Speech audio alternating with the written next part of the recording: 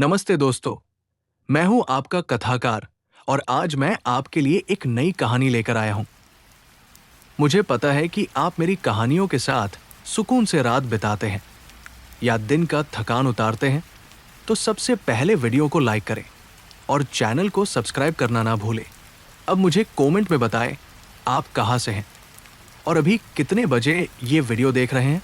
अपनी पसंदीदा चाय या कॉफ़ी के साथ आराम से बैठिए या फिर बिस्तर पर लेटकर रिलैक्स कीजिए। मेरी कहानियां आपको एक अलग दुनिया में ले जाएंगी। समंदर के ऊपर घनी धुंध छाई थी। लहरें धीमे धीमे चट्टानों से टकरा रही थी और हवा में नमक की परत थी। ब्लैकमोर हॉल एक पुराना बंदरगाह शहर, जहां अब मुश्किल से कुछ ही लोग रहते थे। एलेना ब्लेयर 27 साल की एक पुरातत्वविद वर्षों बाद अपने नाना के पुराने घर लौट रही थी। बचपन की यादें, अधूरी कहानियां और वो एक सपना जो हर साल लौटता था। सपने में वो देखती थी समंदर के बीचों बीच एक पुराना पत्थर का टावर, जिसके ऊपर एक दिया जल रहा होता था और कोई उसे वहां बुला रहा होता था। एक फुसफुसाहट जो सिर्फ उसे सुनाई देती थी। जैसे ही उसकी नाव किनारे लगी, पूरा द्वीप जैसे उसकी सांसें रोक चुका था। बंदरगाह पर कोई नहीं था, सिर्फ दूर एक बूढ़ा मछुआरा, जिसने उसे देखते ही सर नीचे कर लिया। माफ करना मिस, ये जगह अब वैसी नहीं रही, उसने कहा। एलेना मुस्कराई नहीं, सिर्फ सिर हिलाया और पुराने रास्ते पर चल पड़ी। नाना का घर अब जर्जर मगर खड़ा था। दरवाजे पर वही पुराना नेम प्लेट, ब्लेयर कॉटेज। जैसे ही उसने दरवाजा खोला, ठंडी हवा ने उसका स्वागत किया।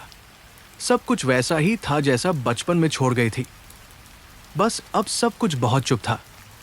दीवार पर लगी एक तस्वीर की आंखें जैसे उसे देख रही थी। उस रात जब एलेना पहली बार बिस्तर पर लेटी, तो उसे लगा कोई उसके कमरे के बाहर है। लकड़ी के फर्श पर धीमी चाल, चरर चरर। उसने दरवाजा खोला, कोई नहीं। मगर तभी उसे वो पुराना टावर याद आया, सपने वाला। और अगले ही पल उसे खिड़की के बाहर समंदर के बीचों बीच एक धुंधली रोशनी दिखी, जैसे कोई उसे बुला रहा हो। वही दिया, वही मध्यम रोशनी। उसने अपना स्केचबुक निकाला और जल्दी से वो टावर बना डाला। पर जब उसने स्केच पूरा किया तो चौंकी। उसने जो चेहरा बनाया था वो उसका नहीं था। वो चेहरा अजीब था, लंबा, आंखें गहरी और मुस्कुराहट जैसे किसी और दुनिया की हो। वो चेहरा उसे देख रहा था। अगली सुबह गांव के चर्च के पास उसे एक पुराना रिकॉर्ड मिला, उसके नाना की आवाज। अगर तुम ये सुन रही हो एलेना, तो समझ लो, वो तुम्हें ढूंढ रहा है। वो हर पीढ़ी में एक को बुलाता है। ब्लेयर के खून में उसकी पुकार गूंजती है। कौन? एलेना ने खुद से पूछा। रिकॉर्ड की आखिरी लाइन थी, टावर मत जाना, वहां सिर्फ अंधेरा है, कोई जवाब नहीं। लेकिन एलेना जानती थी वही उसका रास्ता है। एलेना ने नाश्ते की मेज पर एक और अजीब चीज देखी। एक पुरानी डायरी, जिस पर समुद्री कीचड़ और सीपियां चिपकी थी। कोई उसे रात में यहां छोड़ गया था। उसने किताब खोली तो पहला पन्ना लिखा था, समंदर के नीचे कुछ जाग रहा है। वो हमारे सपनों से ताक झांक करता है। हर पन्ना स्याही से नहीं, बल्कि जैसे किसी गीले कोयले से लिखा गया था। कुछ पन्नों पर स्केच थे, विकृत चेहरे, टेढ़े बेढ़े टावर और एक ऐसा द्वार जो पानी के भीतर खुलता था। एलेना को अजीब सा चक्कर आने लगा, जैसे किताब की लिपि उसकी चेतना में कुछ खोल रही हो। उसने किताब बंद की और घर से बाहर निकल गई। गांव का मौसम अचानक बदल गया था, बिल्कुल शांत पर भयानक रूप से चुप। हर खिड़की पर पर्दे गिरे थे, कोई बाहर नहीं था। फिर एक बच्ची की गुनगुनाहट सुनाई दी, धीमी और टूटी हुई। उसने मुझे बुलाया, गहराई से। उसने कहा, खेलो मेरे साथ। एलेना पीछे मुड़ी, कोई नहीं था। एक छोटी सी सीढ़ी उसे गांव के पुराने लाइट हाउस तक ले जाती थी। नाना उसे वहां कभी नहीं जाने देते थे। पर अब सब कुछ बदल गया था। लाइट हाउस का दरवाजा आधा खुला था। वो अंदर गई। हवा की सरसराहट और फर्श की चरमराहट के बीच वो ऊपर चढ़ने लगी। हर कदम के साथ हवा भारी होती गई। आखिरी सीढ़ी पर पहुंचकर उसने देखा, वहां कोई खड़ा था, पीठ किए। वो आकृति स्थिर थी, बिना हिले। एक लंबा कोट, भीगे बाल और उसकी पीठ से धुआंसा उठ रहा था। एलिना ने आवाज दी, हेलो, पर जवाब नहीं आया। उसने एक और कदम बढ़ाया, पर तभी उस आकृति ने बिना मुड़े कहा, तुम वापस आ गई। ब्लेयर की आखिरी लौ। एलिना पीछे हट गई। तुम कौन हो? उसने धीरे से गर्दन मोड़ी और उसकी आंखें गहरी, रोशनी से खाली, उसे घूरने लगी। जिसे तुमने सपनों में देखा वो असली है, वो जाग गया है और अब तुम्हारा नाम लिया गया है। अचानक लाइट हाउस हिलने लगा, जैसे समंदर की गहराई से कोई चीज जमीन को ऊपर खींच रही हो। एलिना दौड़ती हुई नीचे आई, पर जैसे ही बाहर निकली, गांव बदल चुका था। चारों ओर घना कोहरा था। हर घर की दीवारों से अजीब स्याही टपक रही थी और हर ओर एक ही शब्द गूंज रहा था, तलहटी। समंदर की लहरें अब शांत नहीं थी, वे अंदर की ओर खिंच रही थी, जैसे किसी ने उन्हें बुलाया हो, जैसे कोई नीचे से सांस ले रहा हो। और एलिना, उसके कानों में अब वही आवाज गूंज रही थी जो सालों से सिर्फ सपनों में आती थी, नीचे आओ, अब समय है। ब्लैकमोर हॉल अब वैसा नहीं रहा था जैसा एलिना को याद था।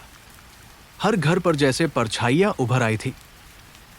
खिड़कियों के पीछे कोई झांक रहा था, लेकिन चेहरा इंसानों जैसा नहीं था। आंखें बड़ी, काली और सपाट थी। गांव के बीचों बीच एक पुरानी घंटाघड़ी थी। हर घंटे पर उसकी आवाज आती थी, पर अब उसमें कोई धुन नहीं बजती थी। सिर्फ एक अजीब घून घून की गूंज सुनाई देती थी, जैसे जमीन के भीतर से आती हो। एलिना चर्च के रास्ते पर बढ़ी, वही चर्च जहां उसका बपतिस्मा हुआ था। लेकिन जैसे ही वो पास पहुंची, उसे अपने पैरों के नीचे की जमीन में कुछ महसूस हुआ, हल्का सा कंपन, जैसे कुछ चल रहा हो। चर्च के दरवाजे खुले थे। अंदर धूप नहीं थी, सिर्फ मोमबत्तियों की बुझती लौ और एक भारी गंध, जैसे समंदर और सड़े लोथड़े का मिश्रण। आल्टर के पीछे एक दीवार पर उसका नाम खुदा था, एलिना ब्लेयर, लेकिन उसके नीचे कोई और नाम भी था, मिटाया हुआ, पर अब भी कुछ अक्षर दिखाई दे रहे थे। इल्था था। उसके छूते ही दीवार से एक पतली लकीर खून की बह निकली और तभी घंटाघड़ी फिर से बजी, 3 बार। फिर अचानक एक चौंकाने वाला सन्नाटा। तुम्हारा नाम अब उसका है, पीछे से आवाज आई। एलिना मुड़ी, वही बूढ़ा मछुआरा। उसकी आंखें अब काली थी। हमने चेताया था, पर तुम आई, अब गहराई तुम्हारी है। एलिना धीरे धीरे पीछे हटने लगी, पर मछुआरे ने आगे कदम बढ़ाया। उसने तुझे देखा है एलिना, सपनों में नहीं, अब असल में। गहराई से निकली उसकी नजरें अब तुझ पर है। वो पलटा और अंधेरे में गायब हो गया, पर उसकी फुसफुसाहट हवा में बनी रही, तैयार हो जाओ, वो उठने वाला है। उस रात एलिना को नींद नहीं आई। खिड़की के बाहर वही पुराना टावर दिखा, अब और पास। उसकी रोशनी अब नीली थी और उसमें जैसे आकृतियां तैर रही थी। उसने रिकॉर्डर निकाला और खुद को रिकॉर्ड किया। अगर मैं सुबह तक वापस ना आई, तो समझो वो टावर असली है और जो नीचे है वो अभी जगह नहीं है, पर बहुत जल्द। दरवाजा खुद ब खुद खुला। वो अकेली नहीं थी। कमरे की दीवारों से धीरे धीरे कुछ शब्द उभरने लगे, जैसे नमी से बन रहे हों। आइए, आइए, थुलहुफ्टेन। एलिना डर गई, लेकिन उसकी आंखों में अब जिज्ञासा भी थी। उसने दीवार छुई और दीवार पिघल गई। उसके पीछे एक सीढ़ी थी जो जमीन के नीचे जा रही थी। उसने तय कर लिया, उसे सच्चाई जाननी ही होगी, चाहे जितनी गहराई में जाना पड़े। एलिना ने सांस रोकी और दीवार के भीतर खुली सीढ़ियों पर पहला कदम रखा। पीछे से दरवाजा अपने आप बंद हो गया। अंधेरा बिल्कुल ठोस लग रहा था, जैसे कोई जिंदा चीज हो। उसने अपनी जेब से छोटी टॉर्च निकाली। रोशनी फैलते ही उसने देखा, सीढ़ियों की दीवारों पर चित्र बने थे, पुराने, घिसे हुए। उनमें इंसान नहीं, परछाइयां थी, लंबी, टेढ़ी, और उनमें से हर एक के सिर की जगह एक गोल, बिंदीदार आकृति थी, जैसे समुद्री जीवों की तरह। हर 10वीं सीढ़ी पर एक शब्द खुदा था, कुर्बानी, फिर आगमन, और फिर जिसे नींद नहीं आती। जैसे जैसे वो नीचे उतरती गई, हवा भारी होती गई। उसे अपने कानों में कुछ सुनाई दे रहा था, धीमे, अजीब मंत्र। वो भाषा कोई इंसानी भाषा नहीं थी, पर उसका असर था। शरीर में झंझनाहट, दिल की धड़कन बढ़ती हुई। एक मोड़ पर पहुंचते ही सामने एक दरवाजा था, लकड़ी का, मगर सांस लेता हुआ सा। उसकी सतह ऊपर नीचे हो रही थी, जैसे वो जिंदा हो। एलिना ने हिम्मत करके हाथ बढ़ाया और दरवाजा खोला। अंदर एक विशाल, गोल कक्ष था। उसकी दीवारें चमक रही थी, जैसे किसी जीव के अंदर हो, और बीचों बीच एक चट्टान थी जिस पर कुछ खुदा था। यही पहली बार उसकी आंख खुली थी, और जब ये फिर खुलेगी, सब समाप्त होगा। एलिना ने सांस रोकी और दीवार के भीतर खुली सीढ़ियों पर पहला कदम रखा। पीछे से दरवाजा अपने आप बंद हो गया। अंधेरा बिल्कुल ठोस लग रहा था, जैसे कोई जिंदा चीज हो। उसने अपनी जेब से छोटी टॉर्च निकाली। रोशनी फैलते ही उसने देखा, सीढ़ियों की दीवारों पर चित्र बने थे, पुराने, घिसे हुए। उनमें इंसान नहीं, परछाइयां थी, लंबी, टेढ़ी, और उनमें से हर एक के सिर की जगह एक गोल, बिंदीदार आकृति थी, जैसे समुद्री जीवों की तरह। हर 10वीं सीढ़ी पर एक शब्द खुदा था, कुर्बानी, फिर आगमन, और फिर जिसे नींद नहीं आती। जैसे जैसे वो नीचे उतरती गई, हवा भारी होती गई। उसे अपने कानों में कुछ सुनाई दे रहा था, धीमे, अजीब मंत्र। वो भाषा कोई इंसानी भाषा नहीं थी, पर उसका असर था। शरीर में झंझनाहट, दिल की धड़कन बढ़ती हुई। एक मोड़ पर पहुंचते ही सामने एक दरवाजा था, लकड़ी का, मगर सांस लेता हुआ सा। उसकी सतह ऊपर नीचे हो रही थी, जैसे वो जिंदा हो। एलिना ने हिम्मत करके हाथ बढ़ाया और दरवाजा खोला। अंदर एक विशाल, गोल कक्ष था। उसकी दीवारें चमक रही थी, जैसे किसी जीव के अंदर हो, और बीचों बीच एक चट्टान थी जिस पर कुछ खुदा था। यही पहली बार उसकी आंख खुली थी, और जब ये फिर खुलेगी, सब समाप्त होगा। चट्टान के पास एक और डायरी रखी थी। उस पर कोई नाम नहीं था, पर पहली लाइन पढ़ते ही एलिना कांप गई। मैंने उसे देखा था, और तब से मेरी आंखें कभी बंद नहीं होती। हर पन्ने पर खून के निशान थे, और उनके बीच बीच में बनाए गए थे प्राचीन द्वार, समुंदर के नीचे के शहर, और एक विशाल आकृति जिसका चेहरा दिखता नहीं था, पर उसके चारों ओर 100 आंखें थी। एलिना ने डायरी बंद की, तभी दीवारों में हरकत होने लगी, जैसे किसी ने कमरे की रगों में कुछ छोड़ दिया हो। टॉर्च की रोशनी झिलमिलाने लगी। फिर एक दरार खुली, और वहां से निकली एक आवाज, तुम मेरी पुकार पर आई हो, एलिना। ब्लेयर की रक्तरेखा अब पूरी होगी। एलिना पीछे हटने लगी, पर दीवारें बंद हो गई। कोई भागने का रास्ता नहीं था। फर्श की मिट्टी अचानक धसकने लगी। एक छेद बना, और उसमें से एक घिनौना हाथ बाहर आया। लंबी उंगलियां, खाल पर स्याही जैसी रेखाएं, और नाखून नहीं, बल्कि छोटे छोटे चाकू जैसे कांटे। मैं सपनों में आता था। अब तुम्हारी दुनिया में उतरने का समय है। एलिना ने चीख कर एक मंत्र पढ़ा, वही जो उसने दीवारों पर देखा था। तभी वो हाथ रुक गया। कमरे में गूंज हुई, और एक चमकदार बिंदु दीवार पर उभरा।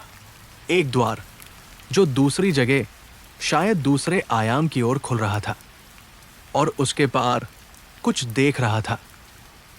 एलिना ने दीवार पर उभरे उस चमकदार बिंदु को घूरा। वो धीरे धीरे एक गोलाकार द्वार में बदल रहा था। उसके चारों ओर एक हल्की नील सी धुंध घूम रही थी, जैसे कोई सांस ले रहा हो। उसके पास एक विकल्प था, भाग जाए या जान ले उस रहस्य को जो उसकी आत्मा को हर रात जगा देता था। उसने एक गहरी सांस ली और द्वार में कदम रख दिया। अगले ही पल जमीन गायब हो गई, हवा बदल गई। अब उसमें समंदर की गंध नहीं, बल्कि सड़े हुए सपनों की बू थी। आंखों के सामने रंग थे, पर कोई भी नाम के लायक नहीं, जैसे वो रंग कभी इस दुनिया में नहीं देखे गए। एलिना अब एक और जगह थी, समय और स्थान के बाहर। वो किसी नगर में थी, लेकिन वो नगर पत्थर का नहीं, हड्डियों का बना था। हर दीवार धड़कती थी, रास्ते हवा में तैरते थे और हर मोड़ पर कुछ देख रहा था। आंखें नहीं, बस चेतनाएं। कोई उसे महसूस कर रहा था। तभी सामने एक स्तंभ दिखा। उस पर वही नाम लिखा था जो पहले दीवार पर था, इल्थाज़ोथ, प्रथम निद्रामुक्त। एलिना कांप गई। ये वही था जो सपनों में आता था, अब असल में उसके सामने था। तभी जमीन फटने लगी। धुआं, छाया और नमी की तेज लहर उठी और उससे उभरा वो आकार, विशाल, रूपहीन, पंखों जैसा कुछ, सैकड़ों आंखें और असंख्य स्वर। वो बोला नहीं, पर उसकी आवाज एलिना के भीतर गूंज रही थी, दिमाग में, दिल में, रगों में। तू आई है क्योंकि रक्त बुलाता है, तेरी नसों में मेरी नींद बसी है। एलिना ने खुद को संभालने की कोशिश की, लेकिन उसके पैरों में अब जान नहीं थी। उसका शरीर वही खड़ा था, पर उसकी चेतना चारों ओर बिखर गई थी, जैसे वो एक साथ हर जगह देख सकती थी। उसे दिखे दृश्य, एक स्त्री जो समुद्र में डूब रही थी, पर उसकी आंखें खुली थी। एक नवजात बच्चा जिसके ऊपर साया झुका था, मगर छाया में चेहरा नहीं था। और फिर खुद एलिना, पर बहुत पहले, एक शिशु के रूप में, किसी अजीब रीति रिवाज के दौरान। तू वही है जिसने फिर द्वार खोला, आवाज ने दोहराया। एलिना ने दिमाग में प्रतिरोध करना चाहा, तुम कौन हो? क्या चाहते हो मुझसे? और जवाब आया, हम वो हैं जो जगते नहीं, क्योंकि जब हम जगते हैं तो समय रोता है। तू हमारी आंख है, हमारी कुंजी। दृश्य बदल गए। अब एलिना खुद को फिर से चर्च में देख रही थी, लेकिन हर मोमबत्ती काली जल रही थी। हर मूर्ति अब बदल चुकी थी। इंसानी आकृतियों की जगह घोंघे जैसे सिर और लंबे विकृत अंग। तू वापस नहीं जा सकती, क्योंकि वहां तू अब कभी थी ही नहीं। एलिना चीख पड़ी और उसकी चीख हर दिशा में गूंजी, लेकिन वहां कोई ध्वनि नहीं थी, बस गूंजती संवेदनाएं। फिर एक और द्वार खुला। ये असली नहीं था, ये उसके अंदर था। उसका दिमाग अब द्वार बन गया था। और पीछे कोई फिर फुसफुसाया, एक बार द्वार बन गया तो केवल पागलपन ही शांति है।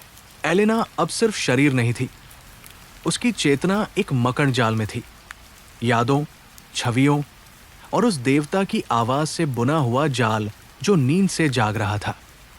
उसके सामने समय रुक चुका था।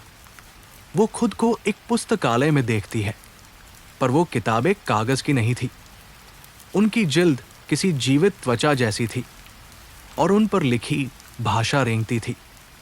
एक किताब खुली, उसमें लिखा था, जिसने देवताओं का नाम पुकारा वो खुद नामहीन हो गया। जिसने द्वार को देखा वो आंखों को भूल गया।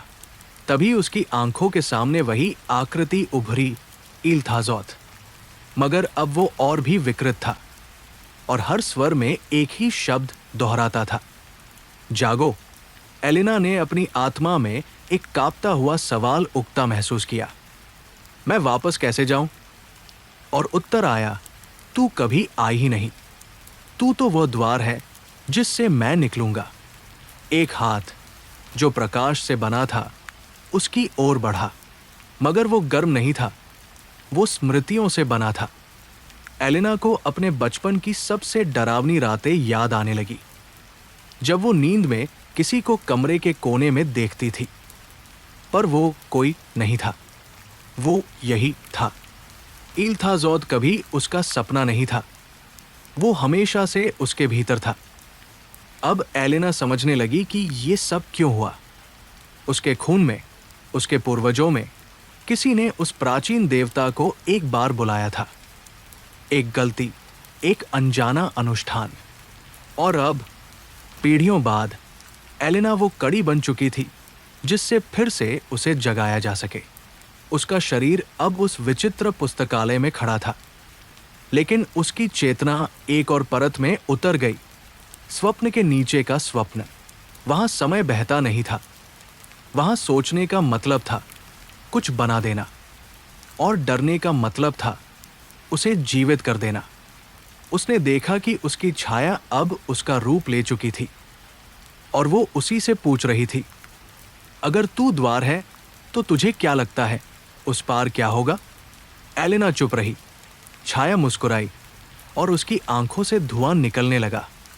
जो पार आता है वो नाम नहीं पूछता, वो सिर्फ घर मांगता है, और वो घर तू है। तभी हर किताब खुलने लगी, उनमें से धुंध, छायाएं और आवाजें निकलने लगी, और हर स्वर एक ही पंक्ति दोहराता था, नींद उसकी है जिसे भय न हो, पर तू अब डर को पहचानती है एलेना। एलेना का दिमाग चिल्ला उठा। वो भागना चाहती थी, लेकिन वहां कोई दिशा नहीं थी।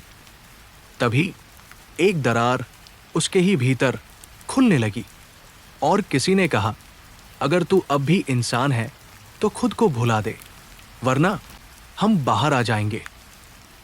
एलेना अब इंसानी रूप में नहीं थी।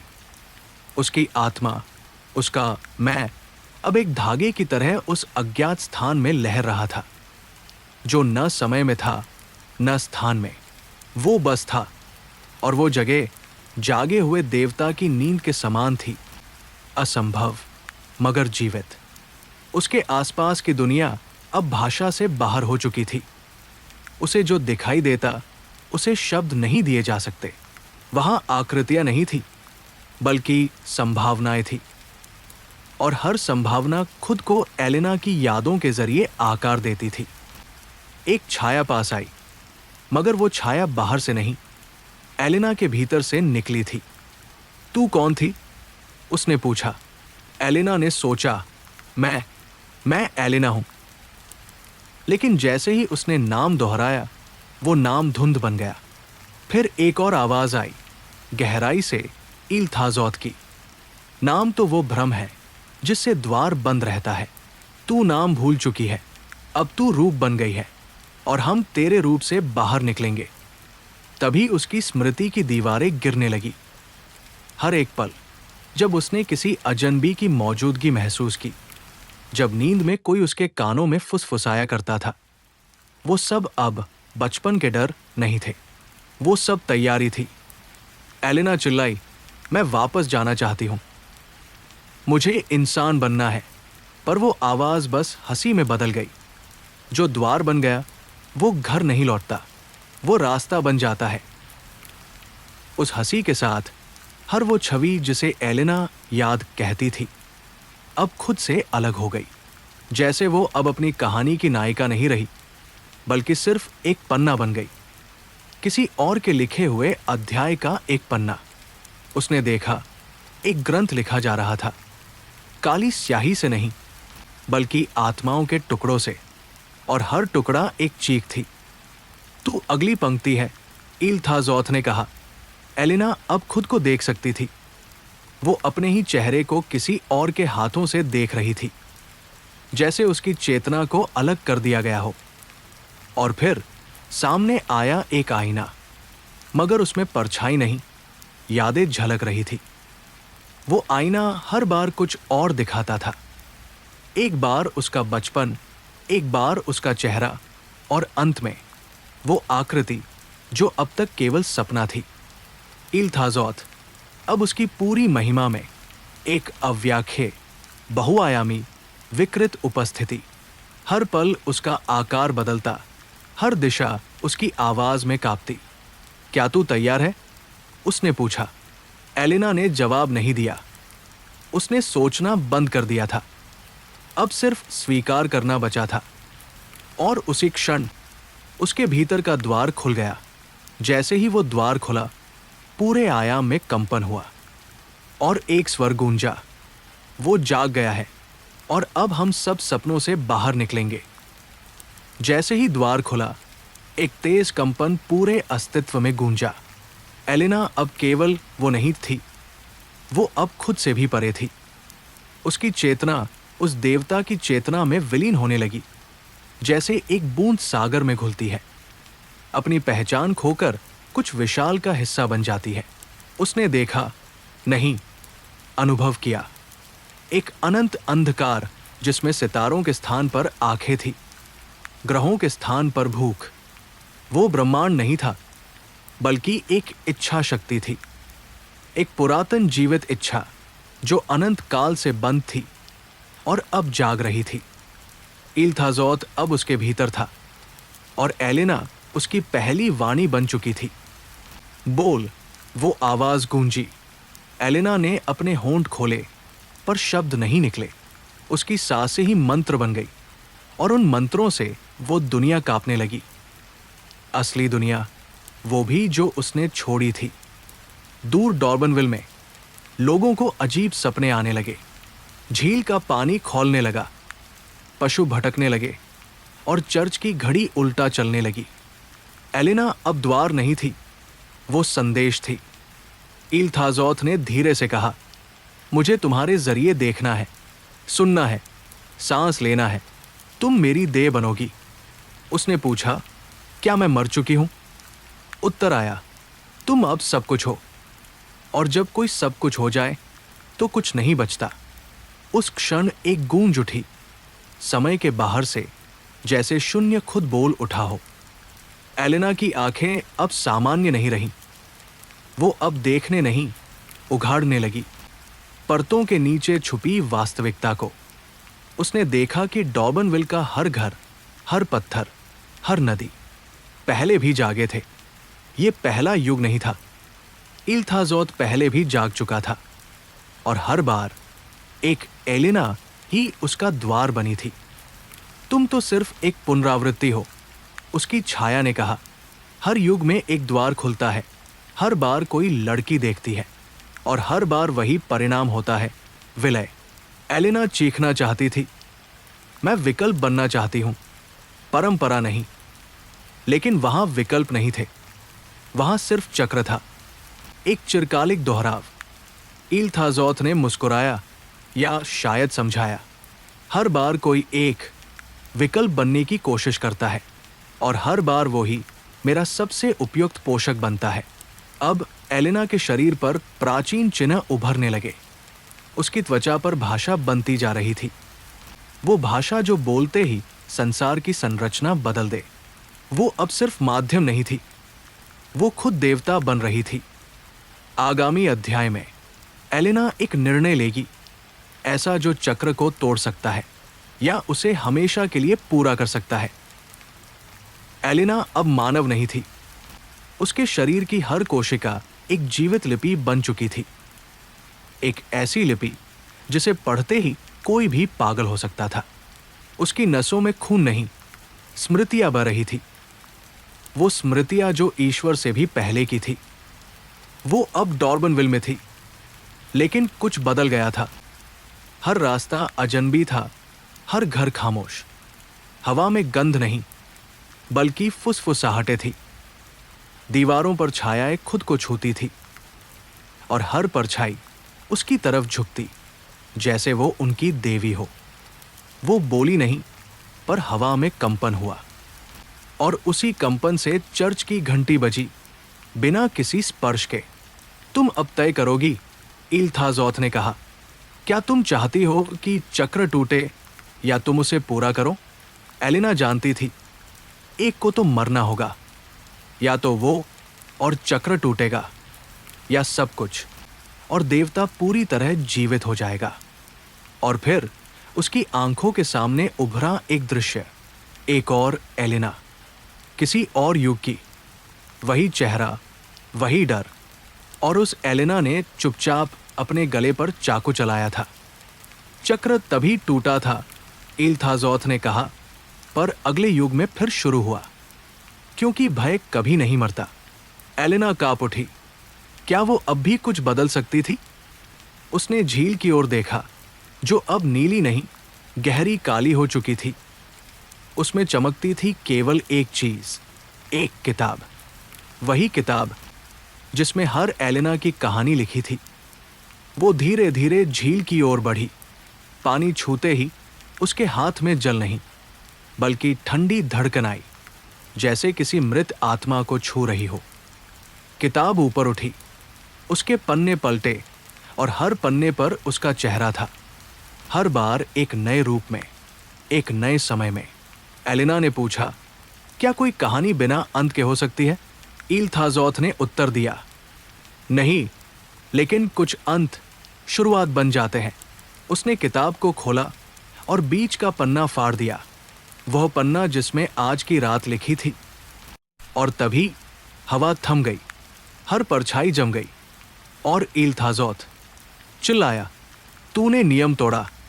एलेना चिल्लाई, मैं एक पात्र नहीं हूं, मैं अब लेखक हूं। किताब जलने लगी, और उसके साथ झील सुलग उठी। डॉर्बनविल की दीवारें फटने लगी। सब कुछ जो पुराने भय पर खड़ा था, गिरने लगा। इल्थाज़ोथ अब असहाय था। वो आकृति जो अनंत युगों तक भय का सम्राट रही थी, अब एक पंक्ति में समा रही थी। उस पंक्ति में जो एलेना ने खुद लिखी थी। भय तब मरता है जब कोई उसे अपनी कहानी से मिटा दे। किताब जल चुकी थी, झील अब धुना बन चुकी थी। इल्थाज़ोथ की चीखें समय में बिखर चुकी थीं, और एलेना चुप खड़ी थी। उसके आसपास कोई नहीं था, कोई आवाज नहीं, सिवाय एक धीमी फुसफुसाहट के। क्या अब सब कुछ खत्म हो गया? उसने चारों ओर देखा। डॉर्बनविल अब वैसा नहीं था। गुलाबों की झाड़ियों की जगह राख थी। घरों की दीवारें सीधी नहीं, मुड़ी हुई थी, जैसे डर से झुक गई हों। परछाइयां लौट चुकी थी, पर अब वो उसे छू नहीं पा रही थी। एलेना जानती थी, उसने चक्र तोड़ दिया, पर साथ ही कुछ पीछे छूट गया। एक कोना, एक दरवाजा जो उसने कभी खोला ही नहीं था। उसने वो रास्ता लिया जहां कभी कोई सड़क नहीं थी। उसकी चाल अब मानवी नहीं थी।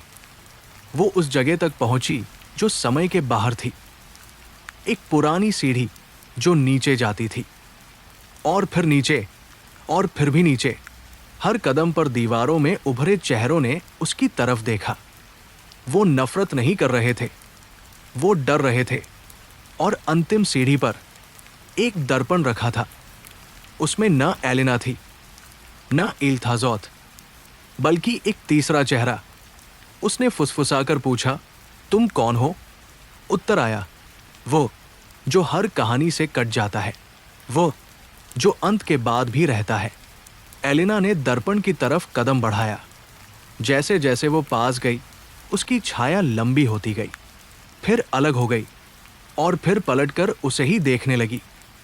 मैंने सब मिटा दिया, एलेना बोली। नहीं, छाया बोली, तुमने सिर्फ कहानी का अंत लिखा। अंधकार कभी नहीं मिटता, वो बस अगला चेहरा ढूंढता है। और तभी दर्पण फूटा। हर कांच के टुकड़े में एक अलग एलेना थी। कुछ चीख रही थी, कुछ हंस रही थी, कुछ प्रार्थना कर रही थी, पर एक चीज सब में एक जैसी थी, डर। एलेना समझ चुकी थी, वो इल्थाज़ोथ को हरा चुकी थी, लेकिन भय को नहीं। वो वापस डॉर्बनविल आई। अब वो शहर सुनसान नहीं था, पर हर व्यक्ति के चेहरे पर एक ही हंसी थी, वही जोकर जैसी, वही गूंजती हुई, वही पहचानी हुई। और फिर एलेना ने हवा में कुछ लिखा, एक अंतिम पंक्ति। अगर तुमने इसे सुना है तो अब वो तुम्हारे भीतर है। अब कहानी खत्म नहीं होती, अब कहानी तुम हो। तो दोस्तों, ये थी आज की कहानी। उम्मीद है आपको ये सफर पसंद आया। कमेंट में जरूर बताएं कि आपको कहानी कैसी लगी और कौन सा हिस्सा सबसे दिलचस्प था। अगर आपने अभी तक वीडियो लाइक नहीं किया या चैनल सब्सक्राइब नहीं किया तो अभी कर लीजिए। अगली कहानी के लिए तैयार रहिए। तब तक अपना ख्याल रखिए और मुस्कुराते रहिए। नमस्ते।